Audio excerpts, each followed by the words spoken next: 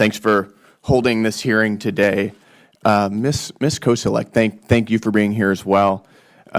Could you remind us in fiscal year 2024, what was the amount of improper payments that were sent out?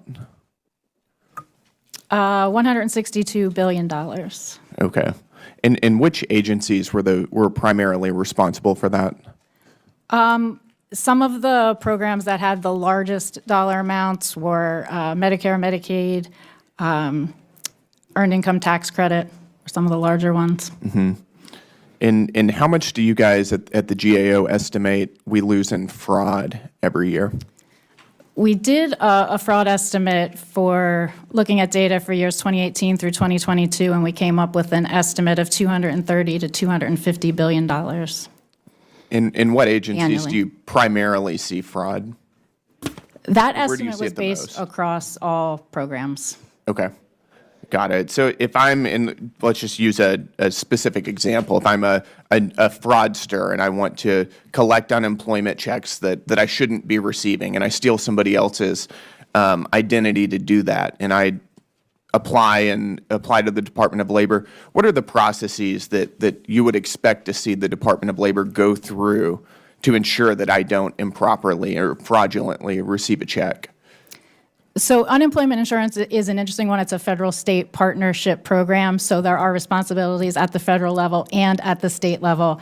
As I mentioned, really having those preventative controls in place, doing those data matching checks are some of the key controls that you could expect to see to have an entity have in place. And in this case, you need to have those types of controls in place at the state and at the federal level. What do we actually see on a realistic basis? How often are some of these checks actually applied?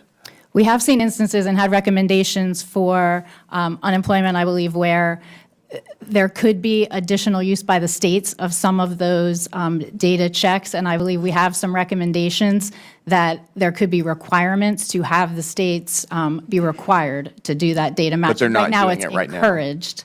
But we have found instances where, in all cases, that is not being done, and that can be a root cause of some of these improper payments. So in other words, we're mailing out checks without verifying who they're going to.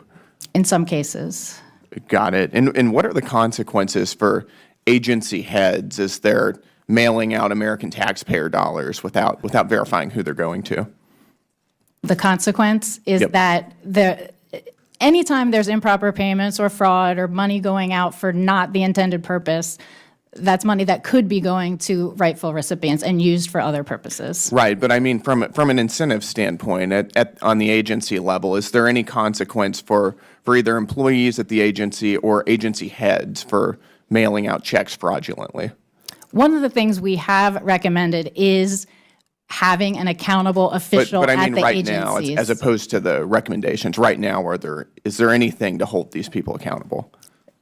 Agencies are supposed to have an accountable official to oversee Right, this, but- but we've But what is the accountability structure? you should Do they receive less bonuses, for instance? Are they fired? What's holding them accountable? I think that is determined by the agency as to how that mechanism is 100% set up, but certainly Congress can have accountability Well, mechanisms. what do you see? Have you ever seen an agency head get fired, for instance, for mailing out billions of dollars in fraudulent checks? I have not seen that. Got it. Okay. And once we mail these checks out, is there any way of clawing this money back and holding the fraudsters accountable?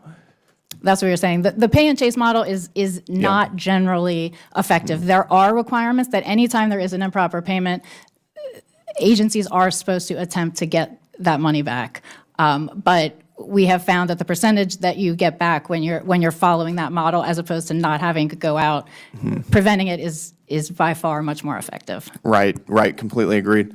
I mean, it seems to me that we've got an overextended bureaucratic administrative leviathan that is mailing out American taxpayer dollars fraudulently with virtually no accountability at all, bankrupting the American people with impunity.